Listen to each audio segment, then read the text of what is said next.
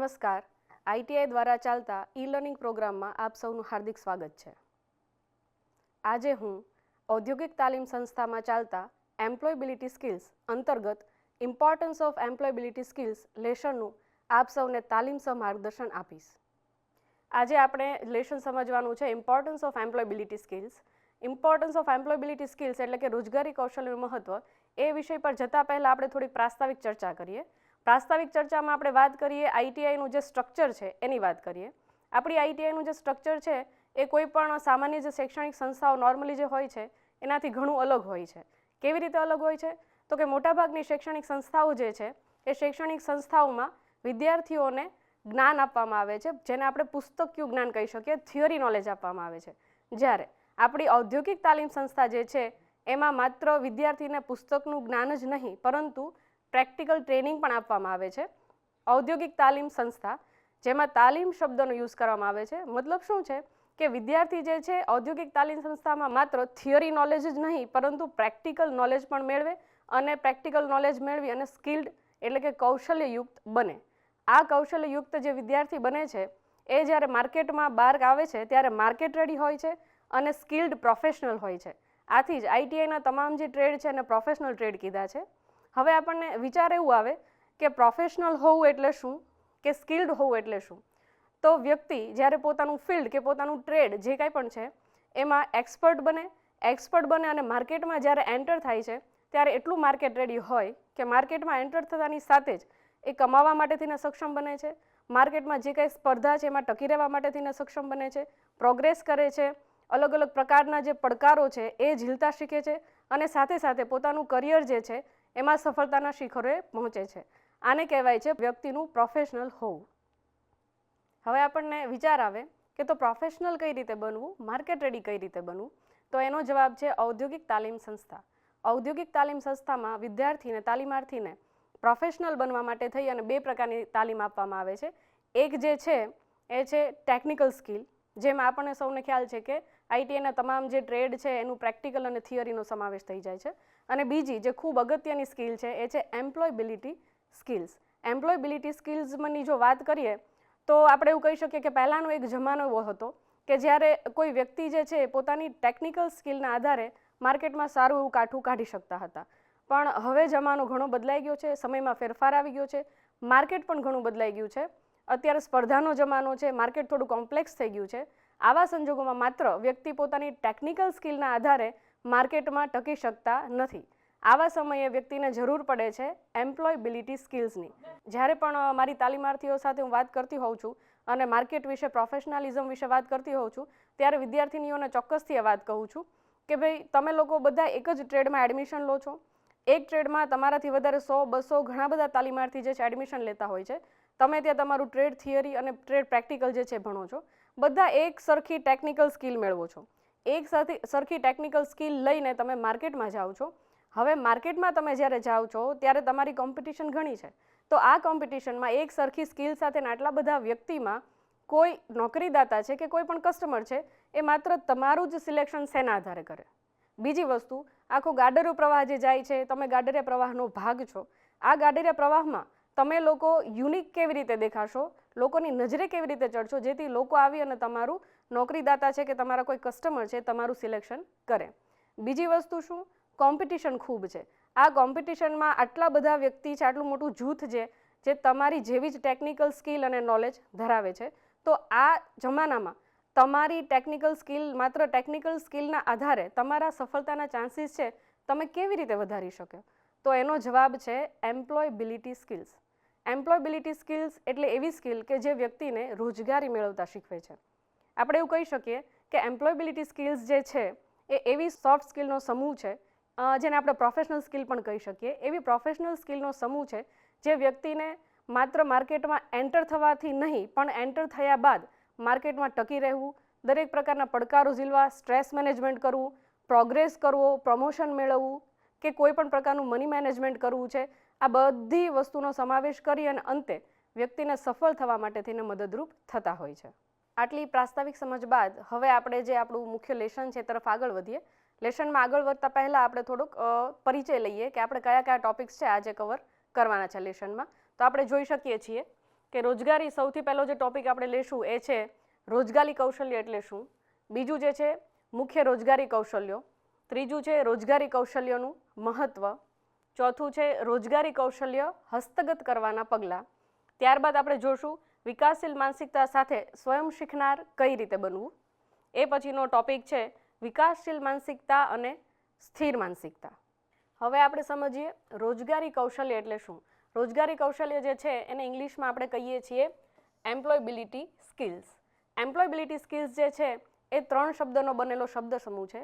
એમાં પહેલો શબ્દ છે એમ્પ્લોય, બીજું છે એબિલિટી અને ત્રીજું છે સ્કિલ્સ. વિગતવાર સમજીએ. એમ્પ્લોય એટલે શું તો કે રોજગાર, પગાર માટે નોકરી કે કામ કરવું એને કહેવાય છે રોજગાર. એમ્પ્લોયમેન્ટ વ્યક્તિ જે છે રોજગારી જે વ્યક્તિ છે બે રીતે મેળવી શકે છે. કઈ રીતે? તો પહેલું જે છે સેલ્ફ એમ્પ્લોયમેન્ટ, મતલબ કે વ્યક્તિ પોતે જે છે એ પોતે પોતાનો ધંધો કે રોજગાર ઊભો કરી અને નોકરી મેળવે.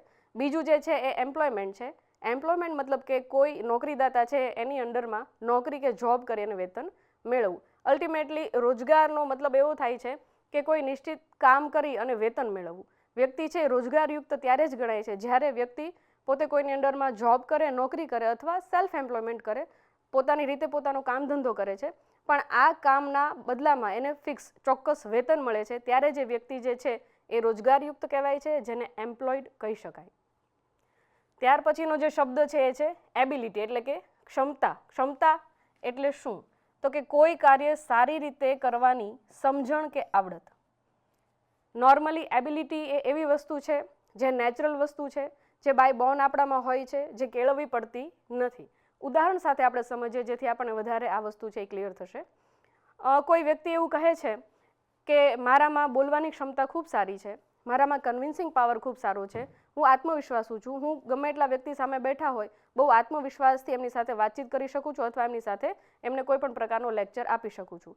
તો આ બારામાં આપણે એવું કહી શકીએ કે આ જે વ્યક્તિ છે એનામાં સારા પબ્લિક સ્પીકર એટલે કે વક્તા બનવાની ક્ષમતા એબિલિટી છે. બીજું ઉદાહરણ લઈએ તો કોઈ વ્યક્તિ છે શારીરિક રીતે ખૂબ મજબૂત છે, એની સ્ટેમિના ખૂબ જ છે, તો આપણે એવું કહી શકીએ કે આ જે વ્યક્તિ છે એ સારા સ્પોર્ટ્સમેન બનવા માટેની એબિલિટી એટલે કે ક્ષમતા ધરાવે છે. આમ આપણે સમજી શકીએ છીએ કે એબિલિટી એ નેચરલ વસ્તુ છે અને વ્યક્તિમાં જન્મતાની સાથે જ હોય છે, જેના આધારે વ્યક્તિ આ એબિલિટી કેળવી અને પોતે આગળ કંઈ કરિયર પ્રોગ્રેસ કરી શકે છે. ત્યાર પછીનો જે શબ્દ છે સ્કિલ્સ એટલે કે કૌશલ્ય. કૌશલ્ય શું છે? કોઈ કાર્ય કરવાની સમજ અને તે કાર્ય વાસ્તવિક રીતે કરવાનું કૌશલ્ય. જેમ એબિલિટી બાય બોર્ન છે એવી જ રીતે સ્કિલ જે છે એ બાય બોર્ન નથી, પણ અભ્યાસથી, ટ્રેનિંગથી, પ્રેક્ટિસથી કેળવી શકાય એવી આવડત છે. આપણે જે પહેલું ઉદાહરણ લીધું એ જ ઉદાહરણમાં આપણે સ્કિલની પણ વિગત આપણે મેળવશું. આપણે જેવી રીતે એબિલિટીનું જે ઉદાહરણ લીધું એ જ ઉદાહરણ સાથે આપણે સ્કિલ એટલે કે કૌશલ્ય પણ સમજીશું. વાત હતી આપણે એવું કે કોઈ વ્યક્તિ કહે છે કે હું સારું પબ્લિક સ્પીકિંગ કરી શકું છું, આત્મવિશ્વાસુ છું, મારી પાસે વાકચાતુર્ય સારું છે. એનો મતલબ એવું છે કે વ્યક્તિ જે છે એ પબ્લિક સ્પીકર બનવાની સંપૂર્ણ ક્ષમતા ધરાવે છે. પણ જ્યારે આ વ્યક્તિ પોતે પ્રેક્ટિકલી આ જે પબ્લિક સ્પીકિંગ છે એની ટ્રેનિંગ લે છે, એનો અભ્યાસ કરે છે, માર્કેટમાં જાય છે, પબ્લિક સ્પીકિંગ કરે છે, ત્યારે આપણે કહી શકીએ કે આ વ્યક્તિ જે છે એનામાં પબ્લિક સ્પીકિંગની સ્કિલ છે. મતલબ કે સ્કિલ એવી વસ્તુ છે કે જે તમારે અભ્યાસ ટ્રેનિંગના અંતે કેળવવાની હોય છે. બીજું ઉદાહરણ આપણે લીધેલું કે વ્યક્તિ છે શારીરિક રીતે ખૂબ મજબૂત છે, ખૂબ સારી સ્ટેમિના ધરાવે છે, એટલા માટે આપણે એવું કહી શક્યા કે આ જે વ્યક્તિ છે એનામાં સ્પોર્ટ્સમેન બનવાની ક્ષમતા છે. પણ આ વ્યક્તિ જ્યારે પ્રેક્ટિકલી માર્કેટમાં આવે છે, પ્રેક્ટિકલી એ નક્કી કરે છે કે મારે કોઈ સ્પોર્ટ્સમાં મારું કરિયર છે એ બનાવવું છે. આપણે એવું વિચારી લઈએ કે કોઈ વ્યક્તિ છે શારીરિક સક્ષમ વ્યક્તિ છે એ પોતે ક્રિકેટનું સિલેક્શન કરે છે સ્પોર્ટ્સ તરીકે. તો આ વ્યક્તિ જ્યારે ક્રિકેટનું સિલેક્શન કરે છે ત્યારે આ વ્યક્તિએ ક્રિકેટની તાલીમ લેવી પડે છે, રોજિંદો અભ્યાસ કરવો પડે છે, ક્રિકેટનું એક્સપર્ટ બનવું પડે છે અને અંતે મેદાનમાં જઈ અને પરફોર્મન્સ આપવું પડે છે. જ્યારે આ વ્યક્તિ સારામાં સારું પરફોર્મન્સ આપે છે ત્યારે આપણે કહી શકીએ કે આ જે વ્યક્તિ છે એનામાં ક્રિકેટ રમવાની સ્કિલ એટલે કે કૌશલ્ય છે. તો આ હતું employability skills. Employ plus ability plus skills is equal to employability skills. Employability skills એટલે એવી સ્કિલ કે વ્યક્તિને રોજગારી મેળવવા માટે થઈને મદદરૂપ થાય છે, જેમાં એ વ્યક્તિની એબિલિટી અને સ્કિલનું કોમ્બિનેશન કરે છે અને વ્યક્તિ બહુ ઇઝીલી સરળતાથી પોતાના કરિયર પાથમાં સક્સેસ મેળવી શકે છે. વોટ ઇઝ એમ્પ્લોયબિલિટી સ્કિલ્સ એ સમજ્યા પછી આપણે હવે આગળ વિગત મેળવીએ. મુખ્ય રોજગારી કૌશલ્યો કયા કયા છે? અલગ અલગ પ્રકારના રોજગારી કૌશલ્યો છે. એમાં પહેલું જે કૌશલ્ય છે કમ્યુનિકેશન સ્કિલ, એટલે કે સંવાદ કૌશલ્ય, ટીમવર્ક, પ્રોબ્લેમ સોલ્વિંગ એટલે કે સમસ્યા ઉકેલવાની કળા, ટાઈમ મેનેજમેન્ટ સમય સંચાલન, લીડરશિપ એટલે કે નેતૃત્વ, એડેપ્ટેબિલિટી અનુકૂલન ક્ષમતા, પોઝિટિવ એટીટ્યૂડ સકારાત્મક વલણ, ડિજિટલ લિટરસી ડિજિટલ જ્ઞાન. એમાં સૌથી પહેલાં આપણે પરિચય મેળવીએ ટૂંકમાં કમ્યુનિકેશન સ્કિલનો. કમ્યુનિકેશન સ્કિલ જે છે એ બે વિભાગમાં વહેંચાયેલું છે. સૌથી પહેલાં આપણે પરિચય મેળવીએ કમ્યુનિકેશન સ્કિલનો. કમ્યુનિકેશન સ્કિલ જે છે એ બે વિભાગમાં વહેંચાયેલું છે. એક જે છે એ વર્બલ કમ્યુનિકેશન, બીજું છે non verbal communication. Verbal communication મતલબ કે શાબ્દિક સંચાર, મતલબ કે વ્યક્તિ એમાં શબ્દોનો યુઝ કરી અને એકબીજા સાથે મેસેજની આપ-લે કરે છે. ત્યાર પછીનું જે છે નોન વર્બલ કમ્યુનિકેશન, મતલબ જેમાં વ્યક્તિ શબ્દનો ઉપયોગ નથી કરતો, તો વ્યક્તિ કમ્યુનિકેશન કઈ રીતે કરે છે? વ્યક્તિ પોતાની બોડી લેંગ્વેજ, પોતાના હાવભાવ, જેસ્ચર અને પોસ્ચર, આઈ કોન્ટેક્ટ વગેરે દ્વારા વ્યક્તિ કમ્યુનિકેશન કરે છે. એવું કહેવાય છે કે જ્યારે વ્યક્તિ પોતે બોલતો નથી, મતલબ કે શબ્દની આપ-લે નથી કરતા, છતાં પણ વ્યક્તિ બોલે છે. મેં જેમ વાત કરીએ બોડી લેંગ્વેજ, તો કમ્યુનિકેશન સ્કિલમાં જેટલું શબ્દનું મહત્ત્વ છે એટલું જ તમારી બોડી લેંગ્વેજ, તમારા હાવભાવ, તમારા gesture, posture, eye contact, the way you seat, the way you speak, the way you stand, આ બધી વસ્તુનું કમ્યુનિકેશનમાં ખૂબ જ મહત્ત્વ છે. આપણે એવું કહી શકાય કે જ્યારે તમે પ્રોફેશનલ ફિલ્ડમાં જાઓ છો ત્યારે જેટલું મહત્ત્વ બીજી રોજગારી કૌશલ્યનું છે એનાથી સૌથી વધારે મહત્ત્વ છે કમ્યુનિકેશન. કેમ કે આપણી જે કંઈ આપણે ભાષા વાપરતા માણસો છીએ, આપણે સામાજિક પ્રાણી છીએ જે પોતાના મેસેજની આપ-લે ભાષા દ્વારા કરે છે. આપણે સતત વાતો કરતા હોઈએ છીએ, મિત્ર છે, ફેમિલી છે, ફ્રેન્ડ્સ છે, ફોર્મલ કમ્યુનિકેશન, ઇનફોર્મલ કમ્યુનિકેશન, આપણા ઉપરી સાથે વાત કરતા હોઈએ છીએ, આપણા સબોર્ડિનેટ સાથે વાત કરતા હોઈએ છીએ, અલગ અલગ રીતે કમ્યુનિકેશન કરતા હોઈએ છીએ. પણ આ જે વસ્તુ છે શું છે? Normal communication. જ્યારે કમ્યુનિકેશન સ્કિલની આપણે વાત કરીએ છીએ ત્યારે વિષય છે એ થોડો ફરી જાય છે. મારું એવું માનવું છે કે એવરીબડી કેન કમ્યુનિકેટ. માણસ છીએ, આપણી પાસે ભાષા છે, શબ્દોની આપ-લે કઈ રીતે કરવી આપણને બહુ સારી રીતે આવડે છે, એટલે આપણે સરસ મજાના આપણા શબ્દો જે છે એનાથી મઠારી અને મેસેજની આપ-લે કરીએ છીએ. પણ એ સ્કિલ ક્યારે બને? પ્રાણી અને પક્ષી પણ કમ્યુનિકેશન કરે છે, આપણને બધાને ખ્યાલ છે. એ લોકોનો પોતાનો અલગ સાઉન્ડ છે, અલગ એ લોકોની લેંગ્વેજ છે, એના દ્વારા એ મેસેજની આપ-લે કરતા હોઈએ છીએ. પણ જ્યારે આપણે સ્કિલની વાત કરતા હોઈએ ત્યારે મારું એવું માનવું છે કે વ્યક્તિ જે છે યોગ્ય વ્યક્તિ પાસે, યોગ્ય રીઝનથી, યોગ્ય સમયે, યોગ્ય સ્થળે, યોગ્ય માધ્યમથી યોગ્ય વાત જ્યારે રજૂ કરે ત્યારે કમ્યુનિકેશન જે છે સ્કિલ બને છે. આમ કોઈ વ્યક્તિ જે છે માર્કેટમાં જાય છે, પ્રોફેશનલ ફિલ્ડમાં જાય છે, ત્યારે એણે માત્ર કમ્યુનિકેશન કરવાનું નથી હોતું, પણ પોતાની કમ્યુનિકેશન સ્કિલ બતાવવાની હોય છે. મતલબ કે યોગ્ય કમ્યુનિકેશન કરવાનું હોય છે. તો અને તો જે રોજગારી કૌશલ્ય ગણાય છે અને વ્યક્તિ જે છે એ પોતાના ફિલ્ડમાં સફળતા હાંસલ કરી શકે છે. ત્યાર પછીનું જે રોજગારી કૌશલ્ય છે ટીમવર્ક, ખૂબ જ અગત્યનું છે. અત્યારનો જમાનો એવો છે, પ્રોફેશનલ જે ફિલ્ડ છે એમાં એવું કહેવાય છે કે દરેક વ્યક્તિને દરેક વસ્તુ આવડતી નથી હોતી, એટલે મોટાભાગના જે પ્રોફેશનલ ટાસ્ક હોય છે એ અલગ અલગ વ્યક્તિને વિભાજિત કરીને આપવામાં આવે છે અને ટાસ્કને એક ટીમ વર્કમાં કમ્પ્લીટ કરવાનું હોય છે. આવા સંજોગોમાં એક સારા ટીમ મેમ્બર બનવું એ ખૂબ જ અગત્યનો વિષય થઈ જાય છે. સારા ટીમ મેમ્બર બનવા માટે થઈને શું શું ગુણોની જરૂર પડે છે? ધીરજ હોવી પડે, લિસનિંગ સ્કિલ છે સારામાં સારી હોવી પડે, કમ્યુનિકેશન સ્કિલની જરૂર પડે છે કેમ કે ટીમ મેમ્બરની સાથે સતત કમ્યુનિકેટ કરવું પડે છે. ત્યાર પછી જવાબદારી લેવાની ભાવના હોવી પડે, ખેલદિલીની ભાવના હોવી પડે, અને સાથે સાથે ક્યારેક તમે કોઈ વસ્તુ માટે થઈને ટીમમાં જે ટાસ્ક છે એને રિલેટેડ કોઈ વસ્તુમાં તમે સહમત નથી થતા, તો તમારી રિસ્પેક્ટફુલ અસહમતિ, એક આદરપૂર્વકની અસહમતિ તમે તમારા ટીમ મેમ્બરને આપી શકો, આવા કૌશલ્યની ગુણોની જરૂર પડતી હોય છે. એક સારા ટીમ મેમ્બર બનવાથી ફાયદા શું થશે? તો કે આખી ટીમ છે બહુ સહકારથી કામ કરશે અને એવું કહેવાય છે તુંડે તુંડે મતિર ભિન્નાહા, મતલબ કે જેટલા વ્યક્તિ છે, જેટલા દિમાગ છે, બધાના અલગ અલગ વિચારો છે. જો તમે એક સારા ટીમ મેમ્બર છો, ટીમ મેમ્બરની સ્કિલ તમે હાંસલ કરેલી છે, હસ્તગત કરેલી છે, તો દરેક ટીમ મેમ્બર સાથે સહુલિયતથી તમે કામ કરી શકશો. બધાના અલગ અલગ સજેશન્સ છે, એ સજેશન્સ છે એક્સેપ્ટ કરી અને એક અલગ પ્રકારનું નવું જે તમને ટાસ્ક સોંપવામાં આવ્યું છે, ટાસ્કના ડિઝાયર્ડ જે ગોલ છે એની તરફ પોઝિટિવલી તમે બધા છે મૂવ ઓન કરશો.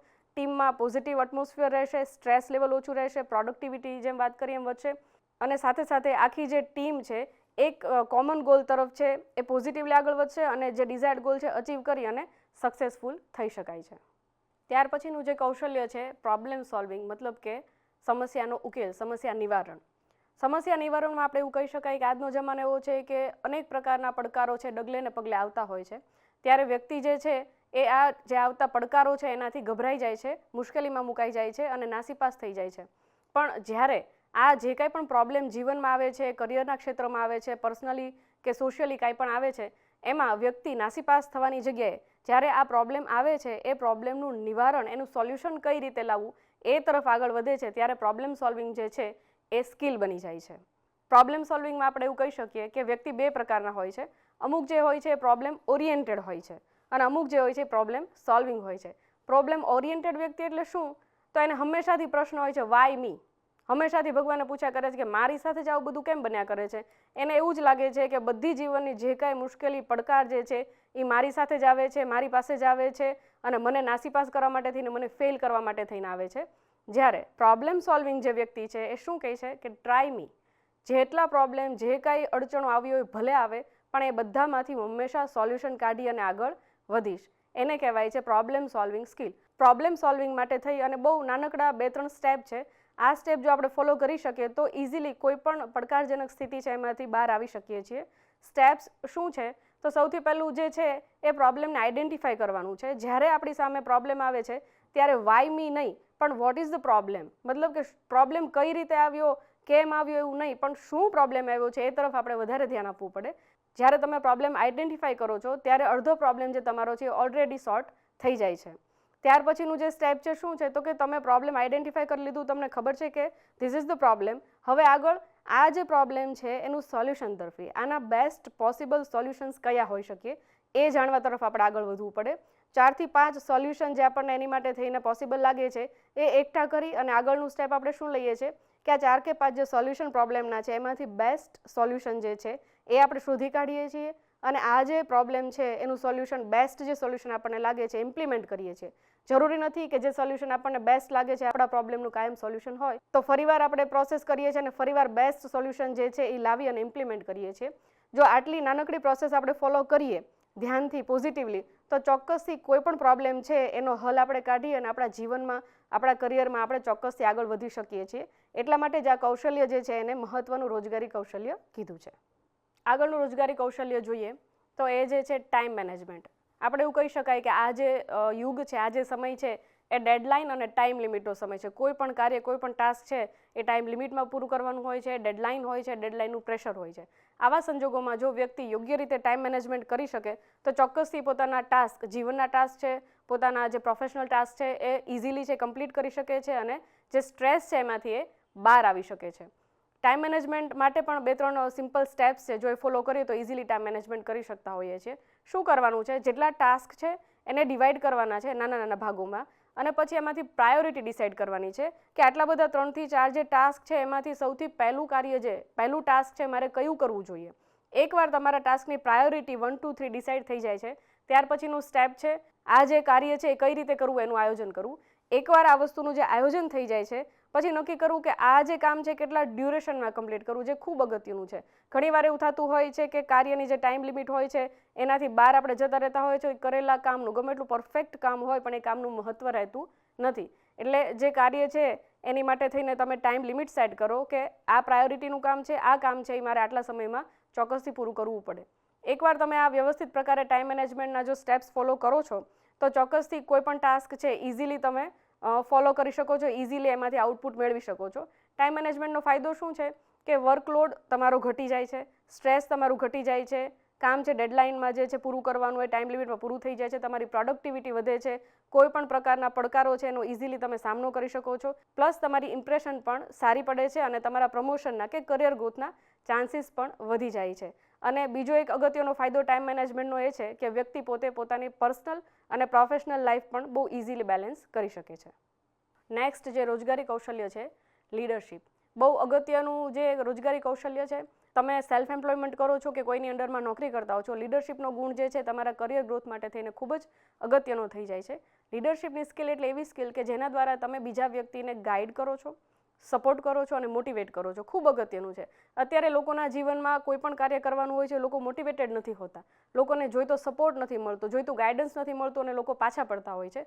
આવા સંજોગોમાં તમે સ્ટેપ ઇન કરીને કોઈ વ્યક્તિ જે છે, તમારા સબોર્ડિનેટ છે, તમારા કોલિગ્સ છે, કે કોઈ પણ તમારી ટીમ છે, તમારા એમ્પ્લોઈઝ છે, એને તમે જો સપોર્ટ કરી શકતા હોય રાઇટ વેમાં, એને ગાઈડ કરી શકતા, એને મોટિવેટ કરી શકતા હોય, તો તમે કોઈ પણ ટાસ્ક છે બહુ ઇઝીલી કમ્પ્લીટ કરી શકાય છે. પ્લસ કરિયર ગ્રોથ જે છે એ પણ ઇઝીલી મેળવી શકાય છે. લીડરશિપ જે છે, લીડરશિપમાં કેવા કેવા ગુણ હોવા પડે, કોઈ વ્યક્તિ જે છે લીડર હોય એનામાં કેવા ગુણ હોવા પડે? સૌથી પહેલાં ધીરજનો ગુણ હોવો પડે, જવાબદારી લેવાની ભાવના હોવી પડે, વ્યક્તિને મોટિવેટ કરવા માટે પોતે સેલ્ફ મોટિવેટેડ પહેલાં તો હોવા પડે, એની પાસે હંમેશાથી કોઈ પણ પ્રોબ્લેમનું સોલ્યુશન હોવું પડે. જો નથી સોલ્યુશન તો થોડો ટાઈમ લઈને સોલ્યુશન ક્યાંકથી ફાઇન્ડ આઉટ કરી આવે છે. આ બધા જે ગુણો છે અગત્યના લીડરશિપના ગુણો છે. અને એક લીડરશિપનો જે મેઇન મુદ્દો જે છે એ વ્યક્તિઓને ઓર્ડર નથી કરતા, પણ વ્યક્તિઓને એના જે એમ્પ્લોઈઝ જે છે કે ટીમ મેમ્બર જે છે એને સાથે લઈને ચાલે છે. That is the big difference between boss and a leader. Leader અને બોસ એ બંને વચ્ચે તફાવત છે. આપણે હંમેશા એવું સમજતા હોઈએ છીએ કે આપણા જે ઉપરી છે એ આપણા બોસ છે, એ આપણા લીડર છે, પણ ના, લીડરનું કામ છે તમામ એમ્પ્લોયી કે તમામ જે ટીમ મેમ્બર છે એને સાથે લઈને ચાલવું, એ લોકો જે કામ કરે છે એ કામમાં પોતે પણ સહભાગી થવું. જ્યારે બોસનું કામ છે તમને ઓર્ડર્સ આપવા અને ફોલોઅપ લેવું. જ્યારે કોઈ વ્યક્તિ છે એ સારામાં સારી લીડરશિપ કરી જાણે છે ત્યારે ફાયદો શું થાય છે? તો આખી જે ટીમ છે એનો સપોર્ટ અને રિસ્પેક્ટ છે એ વ્યક્તિને મળે છે. કામનું ભારણ છે ઓછું થઈ જાય છે, કેમ કે તમારા ટીમ મેમ્બર્સ જે છે, તમારા એમ્પ્લોઈઝ છે, તમને ફોલો કરે છે અને તમને સપોર્ટ આપે છે. બીજી વસ્તુ, ટીમ મેમ્બર્સ જે છે એની પ્રોડક્ટિવિટી વધી જાય છે, એટમોસ્ફિયર જે છે વર્ક પ્લેસનું એ પોઝિટિવ રહે છે, વ્યક્તિ છે પોતાની જવાબદારી લેતા શીખે છે, વ્યક્તિ ગભરાતી નથી, વ્યક્તિને ખબર છે, તમારા જે ટીમ મેમ્બર્સ જે છે એને ખબર છે કે અમારી કોઈ ભૂલ થશે કે ક્યાં અમને કશી વસ્તુ નથી આવડતી તો અમારા લીડર અમારી પાસે છે અને અમે ઇઝીલી અમારું ટાસ્ક છે એ કમ્પ્લીટ કરી શકશું. સ્ટ્રેસ ઓછું થાય છે. અને કોન્ફ્લિક્ટ મેનેજમેન્ટ, જ્યાં અલગ અલગ પ્રકારના વ્યક્તિ છે ત્યાં અલગ અલગ વિચારો હોય છે, અલગ અલગ ભાવ હોય છે. જો તમારામાં લીડરશિપનો ગુણ છે, લીડરશિપની જો સ્કિલ છે, તો આ બધાને એક ગોલ માટે થઈને સહમત કરી અને સાથે લઈને ચાલી શકશો અને ડિઝાયર્ડ જે ગોલ છે અચીવ ઇઝીલીથી કરી શકશો. નેક્સ્ટ જે રોજગારી કૌશલ્ય જે છે, એમ્પ્લોયબિલિટી સ્કિલ છે અડાપ્ટેબિલિટી સ્કિલ્સ, એટલે કે અનુકૂલન ક્ષમતા. ડાર્વિનના ઉત્ક્રાંતિવાદનો નિયમ એવું કહે છે કે કોઈ પણ વ્યક્તિ જે છે પોતાની આજુબાજુની બદલાતી જે પરિસ્થિતિ છે એમાં જો એકવાર અનુકૂલન સાધી લે, પોઝિટિવલી અનુકૂલન સાધી લે, તો એ વ્યક્તિ કોઈ પણ પરિસ્થિતિમાં, કોઈ પણ પડકારજનક પરિસ્થિતિમાં ઇઝીલી સર્વાઈવ થઈ શકે છે. આ સેમ વસ્તુ પ્રોફેશનલ ફિલ્ડમાં પણ લાગુ પડે છે. રોજે રોજ નવી ટેકનોલોજી આવે છે, પરિસ્થિતિ બદલાય છે, કોમ્પિટિશન્સ બદલાય છે, કોમ્પિટિશન્સ વધતી જાય છે, નવા રેગ્યુલેશન્સ આવતા જાય છે, નવા પડકારો જે છે આવતા જાય છે. આ સ્થિતિમાં કોઈ વ્યક્તિ જે છે, પ્રોફેશનલ વ્યક્તિ છે, નોકરી કરો છો કે પોતાનો ધંધો રોજગાર કરો છો, જો બદલાતી પરિસ્થિતિને એક્સેપ્ટ કરી શકે, એને પોઝિટિવલી એ જે પરિસ્થિતિ છે એમાં અનુકૂલન સાધી શકે, તો ચોક્કસથી વ્યક્તિ જે છે એ સફળતા તરફ જઈ શકે છે અને સારામાં સારો ગ્રોથ પણ કરિયરમાં મેળવી શકે છે. ત્યાર પછીનો આપણો જે ટોપિક છે પોઝિટિવ એટીટ્યૂડ, મતલબ કે સકારાત્મક વલણ. સકારાત્મક વલણની સ્કિલ એટલે શું? તો કે એવી સ્કિલ કે જે આફતને પણ અવસરમાં પલટી શકે. આપણે સૌ જાણીએ છીએ કે જમાનો અત્યારે ખૂબ જ છે એ ફાસ્ટ અત્યારે જનરેશન થઈ ગઈ છે. બહુ બધી મુશ્કેલીઓ, બહુ બધા પડકારો જે છે આવી રહ્યા છે. આપણે વાત કરીએ છીએ 2025, 2026ની.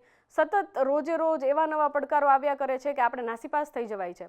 ઘણી વખત વ્યક્તિ છે એ મજબૂત મનોબળનું જો નથી હોતું તો એના જીવનમાં નાના મોટા પડકારો આવે છે કે નાના મોટા કોઈ નિષ્ફળતા કે ફેલ્યુર આવે છે, એનાથી વ્યક્તિ નાસીપાસ થઈ જાય છે, પોતાનું જીવન બરબાદ કરી નાખે છે, સાથે સાથે પોતાનું કરિયર પણ બરબાદ કરી નાખતા હોઈએ છે. આવા સમયમાં પોઝિટિવ એટીટ્યૂડ કેળવવો એ ખૂબ જ અગત્યનું માત્ર રોજગારી નહીં પણ જીવન કૌશલ્ય બની જાય છે. આપણા વડીલો છે હંમેશા એક કહેવત કહેતા હોય છે કે જે થાય સારા માટે થઈને.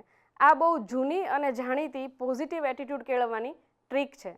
કેવી રીતે? તો કે કોઈ વ્યક્તિ જે છે ઇન્ટરવ્યૂ દેવા માટે થઈને જાય છે, વારંવાર ઇન્ટરવ્યૂમાં જાય છે પણ ફેલ થાય છે, ફેલ થતાં નાસીપાસ થાય છે. એની જગ્યાએ એ વ્યક્તિ છે સતત કોમન જે આપણે યુઝ કરીએ છીએ વાક્ય કે જે થાય એ સારા માટે થઈને. વ્યક્તિ જાય છે ઇન્ટરવ્યૂમાં ફેલ થાય છે અને વ્યક્તિ વિચારે છે કે ના ભાઈ જે થાય છે સારા માટે થઈને. આનાથી પરિણામ શું મળે છે?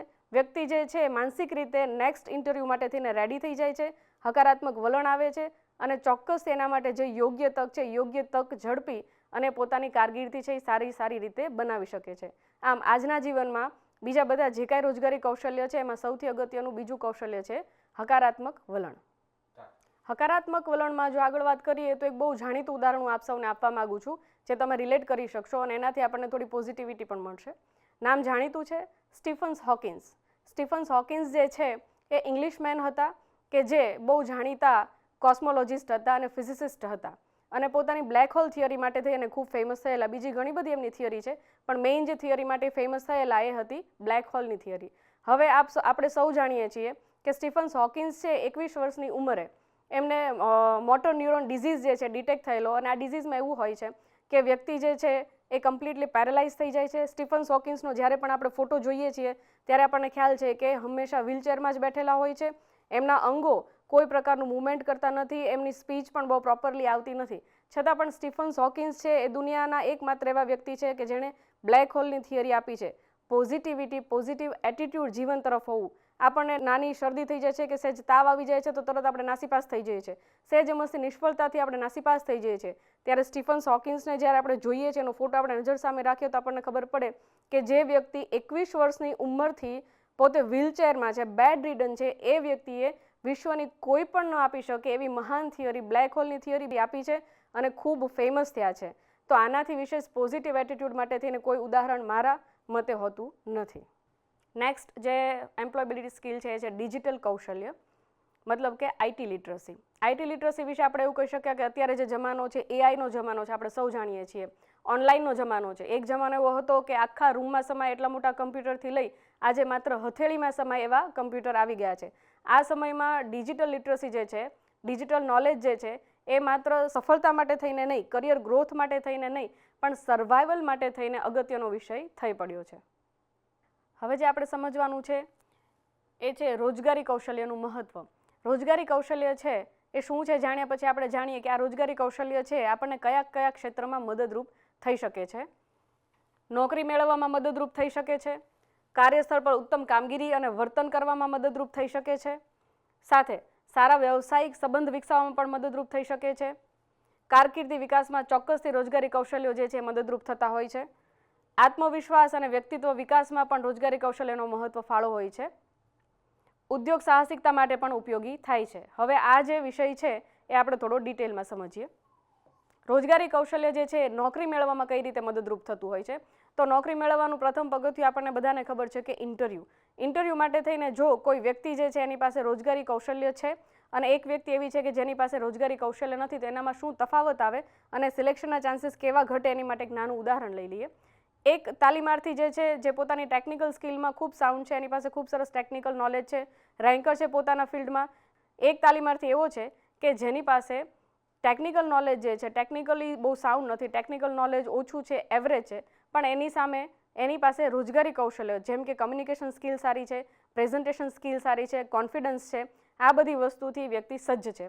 તો જ્યારે ઇન્ટરવ્યૂ દેવા માટે થઈને જાય છે ત્યારે ટેકનિકલ સાઉન્ડ વ્યક્તિ જો પોતાની સ્કિલ છે એ સરખી રીતે પ્રેઝન્ટ નથી કરી શકતા, કમ્યુનિકેશન નથી કરી શકતા વ્યવસ્થિત, અને સામે આ જે વ્યક્તિ જાય છે, બીજો જે તાલીમાર્થી છે જે ટેકનિકલી કદાચ સાઉન્ડ નથી પણ પોતાની જે સ્કિલ છે, જેટલી પણ સ્કિલ છે બહુ સારી રીતે ઇન્ટરવ્યુઅર જે છે એને રજૂ કરે છે, તો ચોક્કસથી એવરેજ જે સ્ટુડન્ટ છે, એવરેજ તાલીમાર્થી જે છે એનું ઇન્ટરવ્યૂમાં સિલેક્શન થવાના ચાન્સીસ વધી જાય છે. આમ આપણે જોઈએ છે કે રોજગારી કૌશલ્યોમાં your first impression is always your last impression જે મેળવવા માટે થઈને રોજગારી કૌશલ્ય છે મદદરૂપ થતા હોય છે.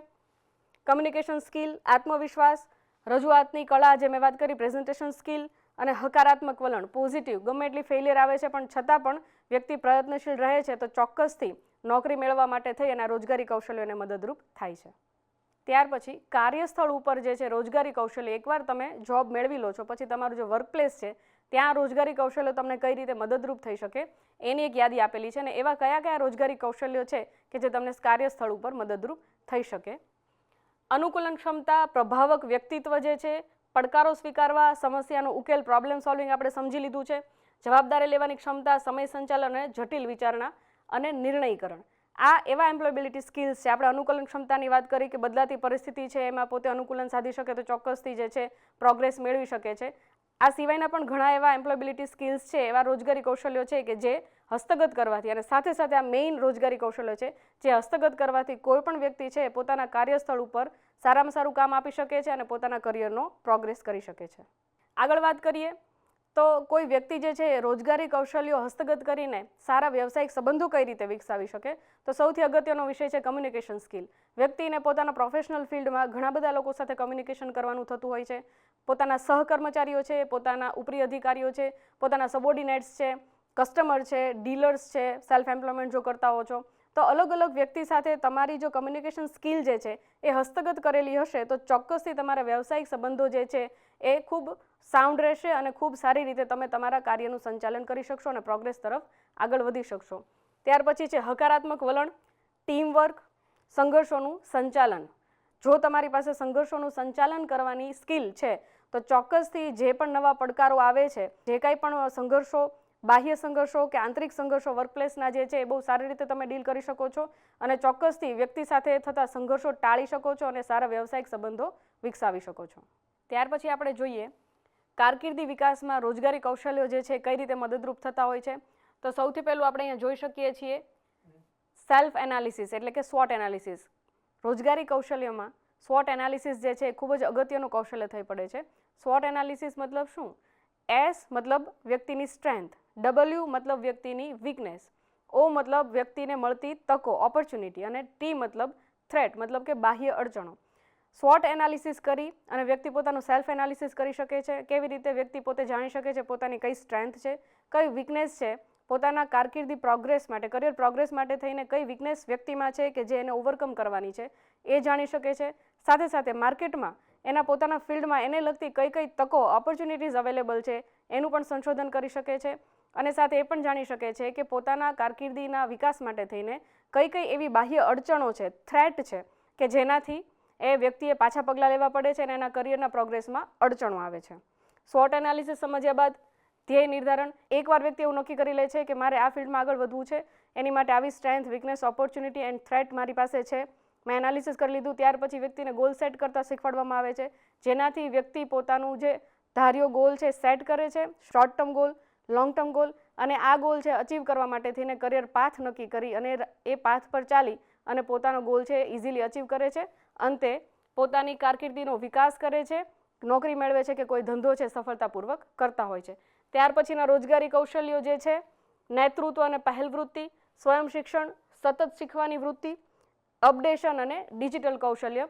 આ વિશે આપણે ખૂબ ડિટેલમાં પહેલાં પણ જાણકારી લઈ લીધી છે. આ જે કૌશલ્ય છે એ પણ ખૂબ જ અગત્યના કૌશલ્ય છે વ્યક્તિના કારકિર્દી વિકાસ માટે થઈને. ત્યાર પછી નેક્સ્ટ જે આપણે જાણવાનું છે એ છે વ્યક્તિત્વ વિકાસ. રોજગારી કૌશલ્ય જે છે એ વ્યક્તિત્વ વિકાસમાં કઈ રીતે મદદરૂપ થતી હોય છે અને એવા કયા કયા રોજગારી કૌશલ્યો છે કે જે વ્યક્તિને પોતાના વ્યક્તિત્વ વિકાસ માટે થઈને મદદરૂપ થતા હોય છે. તો સૌથી પહેલું જે છે આત્મવિશ્વાસ. આત્મવિશ્વાસ એવી સ્કિલ છે કે જેના આધારે વ્યક્તિ છે કોઈ પણ પરિસ્થિતિમાં અડગ રહી અને પોતાનો ગોલ છે ઇઝીલી હાંસલ કરી લેતી હોય છે. ત્યાર પછી છે સ્વયંશિસ્ત, જેને આપણે પ્રોફેશનલ બિહેવિયર, જેને આપણે કહી શકીએ પ્રોફેશનલિઝમ. જ્યારે તમે પ્રોફેશનલ ફિલ્ડમાં જાઓ છો, કાર્ય કરો છો, કામગીરી કરો છો ત્યારે ચોક્કસથી ત્યાં ફોર્મલ બિહેવિયર કરવાનું હોય છે. આ બિહેવિયર શીખવું પડતું હોય છે. ઘણી વખત ઇનફોર્મલ બિહેવિયરથી તમારી કારકિર્દીમાં જે છે અડચણો આવતી હોય છે અને એક વ્યક્તિ તરીકે તમે સારા વ્યક્તિ લેખાતા નથી. તો એક પ્રભાવક વ્યક્તિત્વ માટે થઈને તમારી પાસે આત્મવિશ્વાસ હોવો જરૂરી છે. સાથે સાથે પ્રોફેશનલ બિહેવિયર પણ તમને આવડતું હોવું જરૂરી છે. નિર્ણય લેવાની ક્ષમતા, વ્યવસાયિક શિસ્ત અને જવાબદારી, સ્ટ્રેસ મેનેજમેન્ટ, ટીકા સાંભળવા સક્ષમ બનવું અને આત્મનિરીક્ષણ. સૌથી અગત્યનો વિષય છે ટીકા સાંભળવા માટે તેને સક્ષમ બનવું, જેના વિશે આપણે વાત નથી કરી. અત્યારનો જમાનો એવો છે કે લોકોને પોતાનામાં શું ખામી છે, શું ગલતી છે જાણવામાં રસ હોતો નથી. વ્યક્તિને એવું થાય છે કે હું સ્વયં પરિપૂર્ણ છું. પણ જે વ્યક્તિ ઓપનનેસ રાખે છે અને સ્વીકારે છે કે હા મારામાં પણ કોઈ ભૂલ હોઈ શકે, મારામાં પણ કોઈ ક્ષતિ હોઈ શકે અને ઓપનનેસથી પોતાની આ ભૂલ કે ક્ષતિ સુધારવા માટે થઈને પગલાં લે છે ત્યારે આ વ્યક્તિ જે છે એ ટીકા સાંભળવા માટે થઈને સક્ષમ બને છે અને પોતાનો પ્રોગ્રેસ છે એ કરવા માટે થઈને પણ સક્ષમ બને છે. હવે આપણે આગળ જોઈએ કે એવા કયા રોજગારી કૌશલ્ય છે જે વ્યક્તિને ઉદ્યોગ સાહસિકતા માટે થઈને, સેલ્ફ એમ્પ્લોયમેન્ટ માટે થઈને ઉપયોગી થઈ શકે છે. સૌથી પહેલો જ ટોપિક છે સર્જનાત્મકતા અને નવીનતા પ્રોત્સાહિત થાય. કોઈ ઉદ્યોગ સાહસિક છે એની માટે થઈને સૌથી અગત્યની વિષય છે કે પોતે સર્જનાત્મક હોય અને ઇનોવેટિવ હોય. રોજગારી કૌશલ્યોના અભ્યાસથી હસ્તગત કરવાથી વ્યક્તિ જે છે એ સર્જનાત્મક બને છે અને સરસ મજાના ઇનોવેશનથી પોતાનો ધંધો કે બિઝનેસ, રોજગાર જે છે એ બધા માર્કેટમાં જે એના સ્પર્ધા છે એ સ્પર્ધાથી અગળા બનાવી અને કારકિર્દીમાં પ્રોગ્રેસ મેળવી શકે છે. ત્યાર પછી છે ધ્યેય નિર્ધારણ, ગોલ સેટિંગ, સંવાદ અને વાટાઘાટ કૌશલ્ય એટલે કે કમ્યુનિકેશન સ્કિલ, સમસ્યા ઉકેલ, નેતૃત્વ, ટીમવર્ક, સમય સંચાલન, નાણાકીય સંચાલન, અનુકૂલન ક્ષમતા. આમાં નાણાકીય સંચાલન છે ખૂબ અગત્યનું છે કેમ કે જ્યારે તમે કોઈની અંડરમાં જોબ કરો છો, એમ્પ્લોયમેન્ટ છે, ત્યારે તમારે કંપની કે તમારું જે યુનિટ ઓર્ગેનાઇઝેશન છે એના નાણાં સંચાલનનો વિષય આવતો નથી. તમારે માત્ર તમારું જે પર્સનલ મની મેનેજમેન્ટ છે કરવું પડતું હોય છે. પણ જ્યારે આપણે વાત કરીએ સેલ્ફ એમ્પ્લોયમેન્ટ એટલે કે ઉદ્યોગ સાહસિકતાની જ્યારે આપણે વાત કરતા હોઈએ ત્યારે વ્યક્તિની સફળતા કે નિષ્ફળતા એના પ્રોપર મની મેનેજમેન્ટ ઉપર જ આધારિત હોય છે. એટલે મની મેનેજમેન્ટ એવું કૌશલ્ય છે કે જે ઉદ્યોગ સાહસિક માટે થઈને મસ્ટ થઈ જાય છે. હવે આપણે એવું જાણી લીધું કે કયા કયા રોજગારી કૌશલ્યો છે એનું મહત્વ શું છે અને આ રોજગારી કૌશલ્ય જે છે એ વ્યક્તિને કયા કયા ક્ષેત્રમાં મદદરૂપ થાય. ત્યાર પછી આપણે હવે એ જાણીએ કે આ રોજગારી કૌશલ્ય છે એ હસ્તગત કઈ રીતે કરી શકાય. તો બહુ સિમ્પલ સ્ટેપ્સ છે જેને ફોલો કરી અને કોઈ પણ પ્રકારની સ્કિલ જે છે વ્યક્તિ હાંસલ કરી શકે છે, હસ્તગત કરી શકે છે. એમાં સૌથી પહેલાં વ્યક્તિ એવું નક્કી કરવું પડે છે કે પોતે કયા ફિલ્ડમાં જવા માગે છે. અહીંયા ફિલ્ડથી મારો મતલબ છે કે વ્યક્તિ જે છે સેલ્ફ એમ્પ્લોયમેન્ટ કરવા માગે છે કે એમ્પ્લોયમેન્ટ મતલબ પોતાનો ધંધો કે રોજગારી કરવા માગે છે કે કોઈની નીચે જોબ કરવા માગે છે. એકવાર વ્યક્તિ એવું ડિસાઇડ કરી લે છે કે ભાઈ ચલો મારે સેલ્ફ એમ્પ્લોયમેન્ટ કરવું છે, અધરવાઇઝ મારે કોઈની અંડરમાં જોબ કરવું છે, પછી આગળ વધીએ અને જોઈએ કે વ્યક્તિએ પોતાના ક્ષેત્ર માટે થઈને કયા કૌશલ્યની જરૂર છે એ આઈડેન્ટિફાઈ કરવું ખૂબ જ જરૂરી થઈ ગયું છે. કેમ કે ઘણા બધા કૌશલ્યો એવા છે કે જે સેલ્ફ એમ્પ્લોયમેન્ટ અને એમ્પ્લોયમેન્ટ બંને માટે થઈને કોમન ગોલ હોય છે. પણ અમુક જે છે એ એવા કૌશલ્યો છે કે જે સેલ્ફ એમ્પ્લોયમેન્ટ માટે થઈને અલગ હોય છે અને એમ્પ્લોયમેન્ટ માટે થઈને અલગ હોય છે. જેમ કે લીડરશિપ. વ્યક્તિ જો સેલ્ફ એમ્પ્લોયમેન્ટ કરવા માગે છે તો એની માટે થઈને લીડરશિપ જે કૌશલ્ય છે એ ખૂબ જ મસ્ત થઈ જાય છે, જરૂરી બની જાય છે. જ્યારે સામે વ્યક્તિ એમ્પ્લોયમેન્ટ કરવા માગે છે, કોઈની અંડરમાં કામ કરવા માગે છે, ત્યારે વ્યક્તિમાં ટીમવર્ક જે છે એનું કૌશલ્ય હસ્તગત કરેલું હોવું ખૂબ જ જરૂરી બની જાય છે.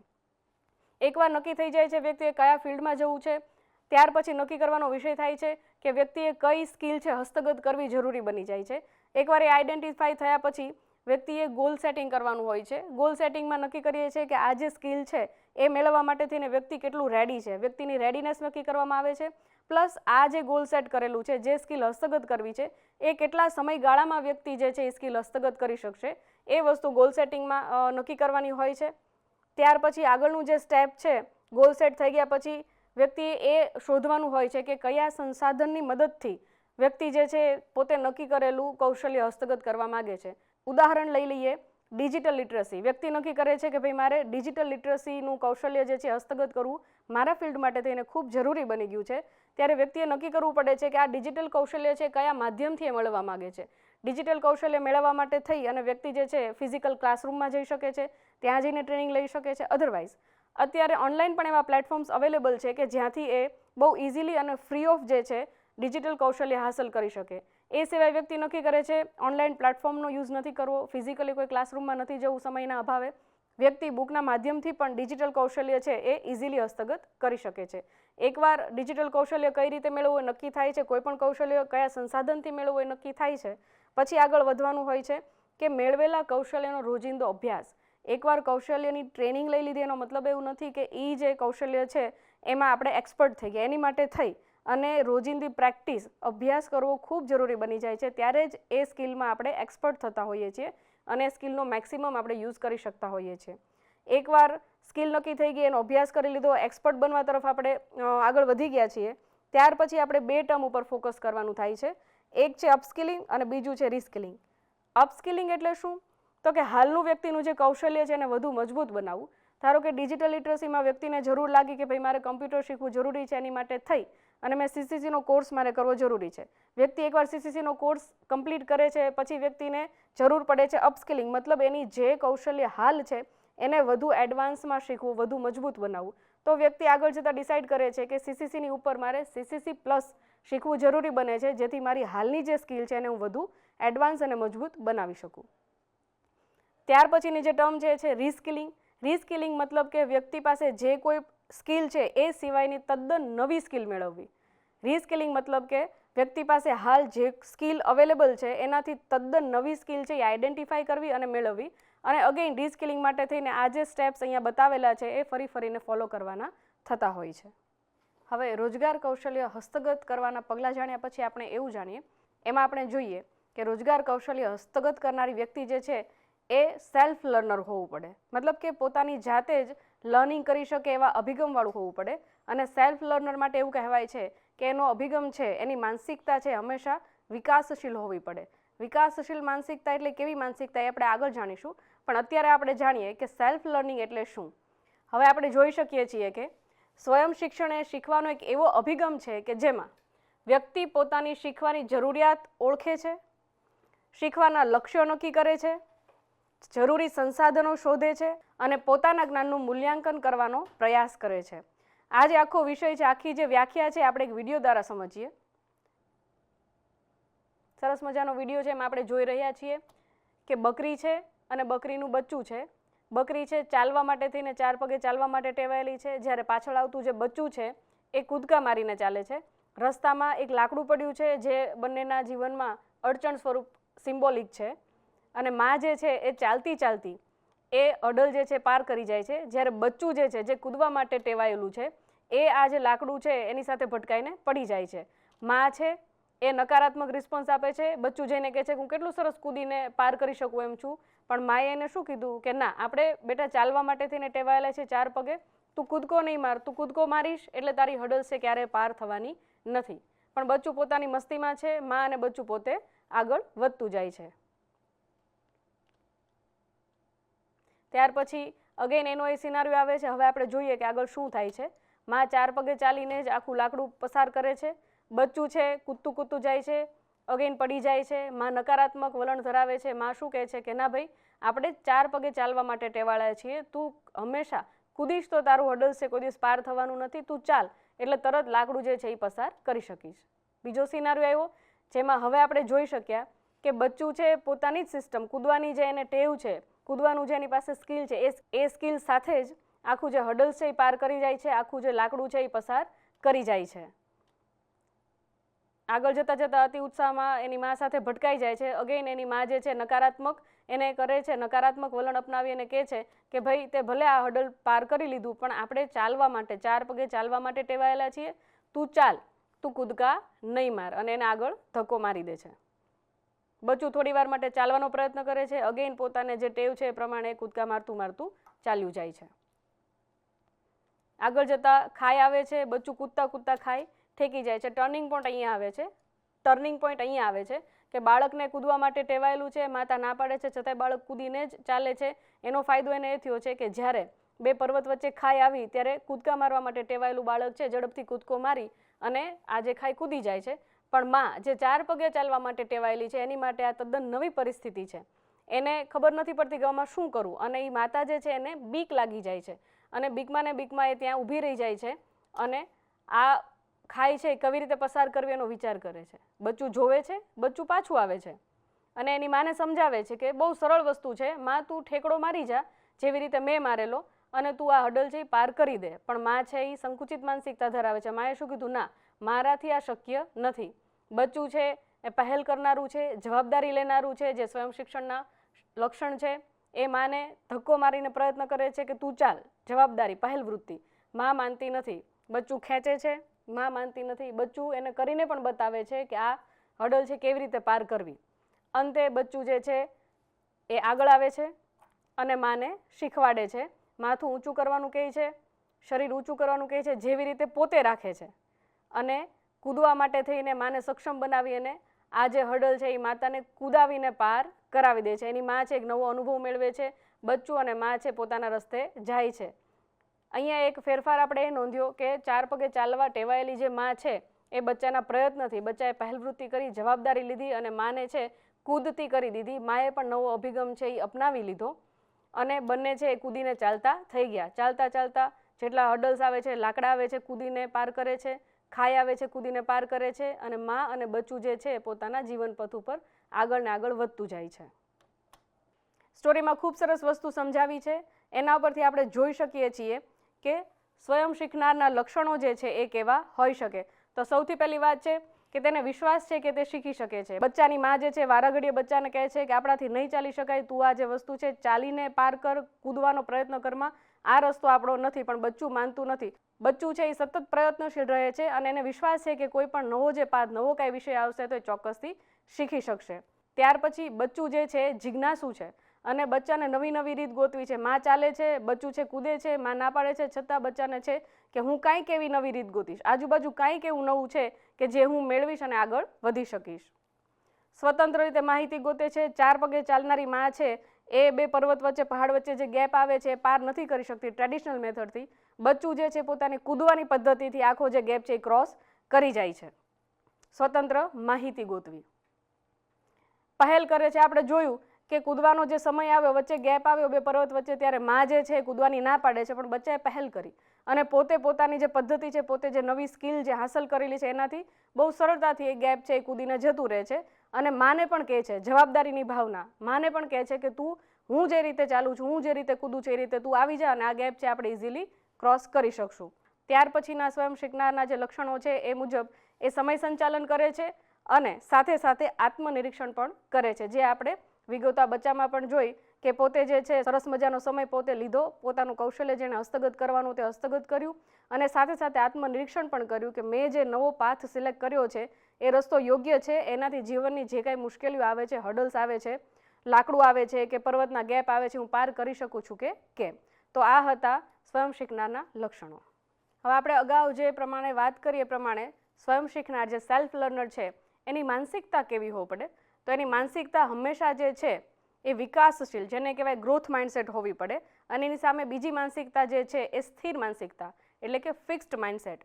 તો હવે આપણે જોઈએ કે ગ્રોથ માઇન્ડસેટ કોને કહેવાય અને સ્થિર એટલે કે ફિક્સ્ડ માઇન્ડસેટ કોને કહેવાય.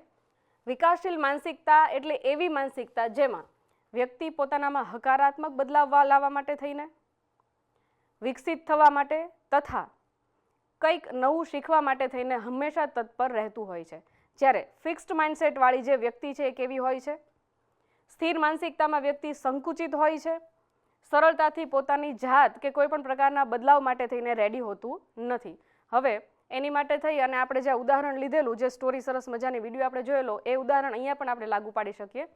જે બચ્ચું જે છે બકરીનું, એ ગ્રોથ માઇન્ડસેટવાળી વ્યક્તિનું રિપ્રેઝન્ટેશન કરે છે, એનું સિમ્બોલ છે. જ્યારે માં જે છે એ સંકુચિત માનસિકતા, સ્થિર માનસિકતાવાળી જે વ્યક્તિ છે એનું રિપ્રેઝન્ટેશન કરે છે. એમાં આપણે જોયું કે બચ્ચું છે એ પોતાની આસપાસનું નવું જે પરિવર્તન છે ઇઝીલી સ્વીકાર્ય કરે છે. એ પરિવર્તન જે છે એને અનુકૂળ થવા માટે થઈને પોતાની અલગ અલગ નવી પદ્ધતિઓ વિકસાવે છે. કોઈ એને હા પાડે છે, ના પાડે છે, અટકાવે છે, કોઈ પણ અડચણો આવે છે, છતાંય બચ્ચું જે છે સતત નવું શીખે છે, જિજ્ઞાસા વૃત્તિ છે અને કોઈ પણ પરિવર્તનને હકારાત્મક રીતે શીખવાડે છે અને પોતાના રસ્તામાં એ પ્રગતિ કરે છે. જ્યારે સામા પક્ષે બચ્ચાની જે માં છે એ સંકુચિત માનસિકતા ધરાવે છે, ફિક્સ્ડ માઇન્ડસેટ ધરાવે છે, જે કોઈ નવા પરિવર્તન સ્વીકારવા માટે થઈને રેડી નથી. પોતાની ટ્રેડિશનલ પદ્ધતિ છે, બે પગે ચાલીને જવું, ચાલીને જાય છે, એમાં જે હર્ડલ્સ આવે છે પાર થાય છે તો કરે છે, પણ જો કોઈ નવી વસ્તુ આવે છે તો માને તરત બીક લાગી જાય છે, તરત ડર લાગી જાય છે અને કોઈ નવા પરિવર્તન સ્વીકારવા માટે થઈ અને ઇઝીલી તૈયાર થતી નથી. હવે આગળ વધીએ. હવે આપણે એક વિડીયો દ્વારા growth mindset versus fix mindset વાળા લોકોની વિચારસરણી કેવી હોય એ સમજીએ. સ્ક્રીન ઉપર આપણે જોઈ રહ્યા છીએ કે એક સરસ મજાનું પ્લાન્ટ છે, એને વોટરિંગ કરતાં સરસ મજાના એમાંથી ફૂલ આવે છે. અને સ્ક્રીન ઉપર અત્યારે આપણે જોઈ રહ્યા છીએ કે બે કકૂન છે. કકૂન એટલે કે કોશેટા, જે પરિપક્વ થતા સમયાંતરે એમાંથી પતંગિયા બનતા હોય છે. આ બે કકૂન જે છે એનો વાર્તાલાપ છે આખા વિડીયોમાં બતાવ્યો છે. વાર્તાલાપ શું થાય છે એ હું તમને સમજાવીશ.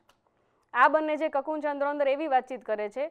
એક કકૂન જે છે, જે ગ્રીન કલરનું, એ પોતે ગ્રોથ માઇન્ડસેટ વાળું કકૂન છે. સામેની સાઈડનું જે કકૂન છે એ ફિક્સ્ડ માઇન્ડસેટ વાળું છે, જે મૂંઝાયેલું દેખાય છે. આ જે કકૂન છે એ એવી વાત કરી રહ્યું છે કે ભાઈ મને બહુ ઉતાવળ છે કે ક્યારે મારું કકૂન છે એ પરિપક્વ થશે, એનું સરસ મજાનું બટરફ્લાય બની અને સરસ મજાના વિંગ્સ મારે આવશે, સરસ મજાની પાંખો આવશે અને ક્યારે હું ઉડીશ, ક્યારે હું આખું જગત છે એ નિહાળીશ. અને પોતે સપનું જુએ છે કે એક દિવસ છે મારે સરસ મજાની પાંખો આવશે અને સરસ મજાનું હું ગાર્ડનમાં જઈશ, ગાર્ડનમાં જે બધા ફ્લાવર્સ છે એમાંથી સરસ મજાનો રસ પીશ, નવા નવા ફ્રેન્ડ્સ બનાવીશ, સરસ મજાની સનલાઇટ છે એમાં હું જઈશ. જ્યારે સામેનું આ જે કકૂન છે, જે ફિક્સ્ડ માઇન્ડસેટ વાળું કકૂન આપણે જોઈ રહ્યા છીએ, એ એવું વિચારે છે કે અરે એવું તો કઈ રીતે શક્ય બને, આ સરસ મજાનું મારું જે શેલ છે એમાંથી હું બહાર નીકળવા માટે થઈ અને ક્યારેય રેડી નથી, કેમ કે આમાં મને સરસ મજાનો કમ્ફર્ટ ઝોન આવી ગયો છે. મને એવી બીક લાગે છે કે બહાર નીકળીશ અને કોઈ પક્ષી મને ખાઈ જશે તો. સાથે સાથે એને એવી પણ બીક લાગે છે કે હું બહાર નીકળું અને કોઈ વાવાઝોડું આવ્યું ને એમાં હું ઉડી ગયું તો. એટલે ના ભાઈ ના, ક્યારેય મારે મારા જે કોશેટો છે કકૂનમાંથી બહાર નીકળવું નથી. ભલે બહાર ગમે એટલી પોસિબિલિટીઝ છે, ભલે બહાર ગમે એટલો પ્રોગ્રેસ છે, ભલે બહાર ગમે એટલું સરસ જગત છે, પણ એ જોવા માટે થઈને હું રેડી નથી. ફિક્સ્ડ માઇન્ડસેટ વાળું જે વ્યક્તિ છે હંમેશા આવું વિચારતું હોય છે. સામેવાળું જે કકૂન છે, જે ગ્રોથ માઇન્ડસેટ ધરાવે છે, એ ઘણું સમજાવે છે કે બહાર જગત છે એ ખૂબ સરસ છે, ચોક્કસથી એમાં પડકારો છે, ચોક્કસથી એમાં હર્ડલ્સ, મુશ્કેલીઓ આવવાની છે, પણ સાથે સાથે પ્રોગ્રેસ પણ છે. આટલી વાત કરી અને કકૂન પોતાની તત્પરતાના લીધે પરિપક્વ થઈ જાય છે અને સરસ મજાનું પતંગિયું બની બહાર આવી જાય છે અને આખું જગત છે એ પોતાની પાંખો દ્વારા અને આંખો દ્વારા એ એક્સપ્લોર કરે છે અને ખુશ થાય છે. એને પોતે જે સપનું સેવેલું કે સરસ મજાના હું ગાર્ડનમાં જઈશ, સરસ મજાની સનલાઇટમાં હું વિહરીશ, સરસ મજાના ફ્લાવર્સ છે એનો રસ પીશ, નવા નવા ફ્રેન્ડ્સ બનાવીશ, એ સપનું એ જે છે એ ગ્રોથ માઇન્ડસેટવાળી વ્યક્તિ છે એ હકારાત્મક વલણ રાખી અને પોસિબલ કરે છે. જ્યારે ફિક્સ્ડ માઇન્ડસેટવાળું જે વ્યક્તિ છે, જે આ કકૂન છે, એ ત્યાં ને ત્યાં રહે છે, એ ક્યારે પતંગિયું બની શકતું નથી. અને આગળ આપણે જોયું એમ આ જે પતંગિયું છે એ ઉડે છે, સરસ મિત્રો બન્યા છે અને આગળ ને આગળ પોતાના જીવનમાં પ્રોગ્રેસ કરે છે. આ બંને જે પતંગિયા છે, ફિક્સ્ડ માઇન્ડસેટ અને ગ્રોથ માઇન્ડસેટનું જે રિપ્રેઝન્ટેશન કરે છે, એમાં ખબર પડે છે કે જીવનમાં ઘણી મુશ્કેલીઓ આવવાની છે, જીવન કાયમ આપણને અનુરૂપ નથી રહેવાનું, છતાં પણ ઉડવું જરૂરી છે, છતાં પણ પોઝિટિવ એટીટ્યૂડ રાખવો જરૂરી છે અને હકારાત્મક વલણની સાથે આવતી પરિસ્થિતિ સ્વીકારી અને એમાં આગળ વધવું એ જ ખરું જીવન છે. હવે આપણે આગળ વધતા જોઈએ. સરસ મજાનું અહીંયા આપણને સમજાવેલું છે કે ફિક્સ માઇન્ડસેટવાળી વ્યક્તિ છે એની વિચારસરણી કેવી હોય છે અને ગ્રોથ માઇન્ડસેટવાળી વ્યક્તિ છે એની વિચારસરણી કેવી હોય છે. સાથે સાથે આપણે વિડીયોને પણ રિલેટ કરતા જશું. ફિક્સ્ડ માઇન્ડસેટવાળી વ્યક્તિ છે હંમેશા એવું વિચારતી હોય છે કે ભૂલોનો અર્થ નિષ્ફળતા છે, સંકુચિત માનસિકતા. એને હંમેશા એવું લાગે છે કે હું કાંઈ પણ ભૂલ કરું છું, એ ભૂલ હું સુધારી નહીં શકું, પણ એ મારા માટે થઈને બહુ મોટી નિષ્ફળતા થઈ જાય છે અને વ્યક્તિ છે એ નાસીપાસ થઈ જાય છે. જ્યારે સામે ગ્રોથ માઇન્ડસેટવાળી જે વ્યક્તિ છે એવું વિચારે છે કે ભૂલો થાય, મારી ભૂલો જે છે એ મારી નિષ્ફળતાની નિશાની નથી, પણ મારી ભૂલોમાંથી હું શીખીશ. Positive mindset. ફિક્સ્ડ માઇન્ડસેટવાળી વ્યક્તિ કહે છે હું નવી વસ્તુ નહીં શીખી શકું, કોઈ પણ નવી વસ્તુ જે છે, નવા કોઈ પ્રયોગ કરવા માટે તૈયાર નથી, નવા કોઈ વાતાવરણમાં જવા માટે તૈયાર નથી, નવી કોઈ વ્યક્તિને મળવા માટે થઈને તૈયાર નથી, કેમ કે એક ભયસ્થાન ફિક્સ્ડ માઇન્ડસેટવાળા વ્યક્તિના મનમાં હંમેશા હોય છે. જ્યારે સામા પક્ષે ગ્રોથ માઇન્ડસેટવાળી વ્યક્તિ કહે છે કે હું નવી વસ્તુ શીખીશ, હું નવી વસ્તુ શીખવા માટે થઈને હંમેશા તત્પર રહીશ, કેમ કે એનાથી મારા જીવનમાં કંઈક ને કંઈક પ્રોગ્રેસ મને હાંસલ થવાનો છે.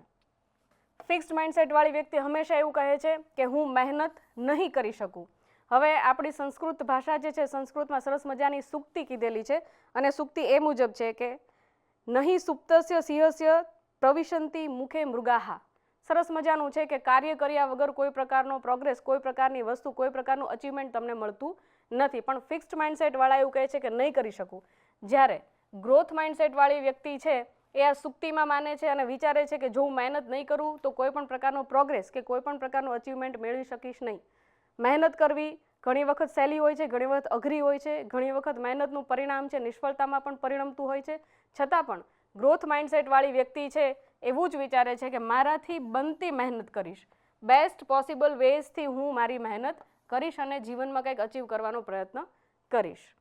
ત્યાર પછી એક મેજર જે કેરેક્ટરિસ્ટિક ફિક્સ્ડ માઇન્ડસેટવાળાની છે એ છે કે ફિક્સ્ડ માઇન્ડસેટવાળા જે વ્યક્તિ છે ને હંમેશા કોઈને કોઈ વસ્તુ, વ્યક્તિ કે પરિસ્થિતિનો ડર લાગ્યા કરે છે. એને હંમેશા એવું લાગે છે કે નવું કંઈક કરવું છે, ના હું નહીં કરું, મને ડર લાગે છે. કૂપ મંડુક એની માટે થઈને એક એવું રૂપક આપેલું છે, કૂપ મંડુક. કૂવામાંનો દેડકો બહાર નીકળવા માટે થઈને જે ક્યારેય રાજી જ નથી, પોતાના કમ્ફર્ટ ઝોન છોડવા માટે થઈને ક્યારેય રાજી નથી. સામે ગ્રોથ માઇન્ડસેટવાળી વ્યક્તિ કહે છે મારા ડરનો સામનો કરીશ. અહીંયા સમજવાનો વિષય ખાસ એ છે કે ગ્રોથ માઇન્ડસેટવાળી વ્યક્તિ એવું નથી કહેતી કે મને ડર નહીં લાગે. ડર બધાને લાગે છે, ચોક્કસથી ગ્રોથ માઇન્ડસેટવાળા વ્યક્તિને પણ લાગે છે, પણ વિચારની સરણી શું છે તો કે મારા ડરનો સામનો કરીશ. જે ડર મને લાગવાનો છે એનો ચોક્કસથી હું સામનો કરીશ અને જીવનમાં આગળ વધીશ. ત્યાર પછી ફિક્સ્ડ માઇન્ડસેટવાળા કહે છે એકવાર નિષ્ફળ એટલે દર વખતે નિષ્ફળ થઈશ. એકવાર નિષ્ફળ થાય છે ફિક્સ્ડ માઇન્ડસેટવાળા લોકો એટલે બીજી વાર પ્રયત્ન કરવાથી જ બીવે છે, બીજી વાર પ્રયત્ન કરવા માટે રાજી જ નથી થતા. જ્યારે ગ્રોથ માઇન્ડસેટવાળા વ્યક્તિ છે શું કહે છે ફરી પ્રયત્ન કરીશ. જરૂરી નથી કે પહેલા પ્રયત્નમાં હું સફળ થઈશ, બીજામાં થઈશ, ત્રીજામાં થઈશ, ભલે હું 100મા પ્રયત્ન એ સફળ થઈશ, પણ 99 વખત હું પ્રયત્ન ચોક્કસથી કરીશ. તો આ હતું ફિક્સ્ડ માઇન્ડસેટ અને ગ્રોથ માઇન્ડસેટની વિચારસરણી. આપણા લેશન વિશે સમજ મેળવ્યા પછી આગળ વધતા આપણે આ લેશનને અનુરૂપ MCQ છે એની સમજ મેળવીએ. અહીંયા જે પહેલું MCQ છે આપણે જોઈ રહ્યા છીએ, આપેલામાંથી કયા રોજગારી કૌશલ્યો છે? નીચે આપેલા જે ઓપ્શન છે એમાંથી કયા રોજગારી કૌશલ્ય છે એવો પ્રશ્ન છે.